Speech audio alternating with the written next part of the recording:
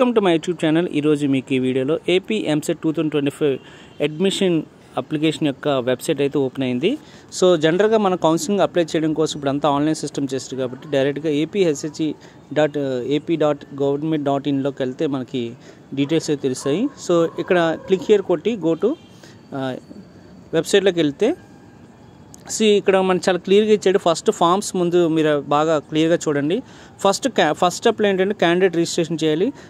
Second స్టెప్లో ఏంటంటే మనకి పేమెంట్, మన క్యాండిడేట్ రిజిస్ట్రేషన్ చేసిన తర్వాత మన కౌన్సిలింగ్ ఫీజు ఏదైతే ఉందో ఆ పేమెంట్ యొక్క స్టేటస్ ఇక్కడ వెరిఫై చేసుకోవాలి. తర్వాత వన్స్ పేమెంట్ అయిపోయి సక్సెస్ఫుల్ కంప్లీట్ అయిన తర్వాత నెక్స్ట్ స్టెప్లో మనకి క్యాండిడేట్ యొక్క రిజిస్ట్రేషన్ అనేది verification, application or verification status అనేది చెక్ చేసుకోవచ్చు. ఇన్ కేస్ ఈ వెరిఫికేషన్లో అప్లికేషన్లు కానీ లేదంటే అప్లికేషన్ కాకపోతే వెరిఫికేషన్ స్టేటస్లో మనకి సర్టిఫికేట్స్ ఏదైనా పెండింగ్ ఉంటే మనం రీఅప్లోడ్ చేసుకోవడం కూడా మనకి ఇక్కడ ఆప్షన్స్ అయితే ఇచ్చాడు.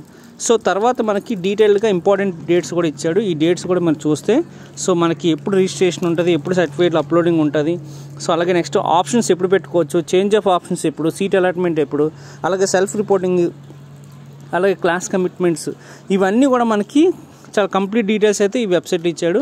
సో ఫస్ట్ మనం చేయాల్సింది ఏంటంటే మనం ఫస్ట్ క్యాండిడేట్ రిజిస్ట్రేషన్ చేయాలి. సో దయచేసి ఎవరు కూడా మొబైల్ అయితే మనం క్యాండిడేట్ రిజిస్ట్రేషన్స్ అవి చేయొద్దు. సో ఎందుకంటే క్యాండిడేట్ రిజిస్ట్రేషన్ ఏం చేసినా సరే ఇక్కడ మొబైల్ అయితే మనకు ఓపెన్ అవ్వదు. ఇక్కడ క్లియర్గా రాసాడు ఓన్లీ మొబైల్ కానీ ట్యాబ్లో కానీ చేయొద్దు, డెస్క్టాప్లో మాత్రమే చేయమని చెప్పాడు. సో నెక్స్ట్ వీడియో చేస్తాను. సో నా వీడియో నచ్చినైతే లైక్ చేయండి, సబ్స్క్రైబ్ చేయడం మర్చిపోద్దు. థ్యాంక్ యూ అండి.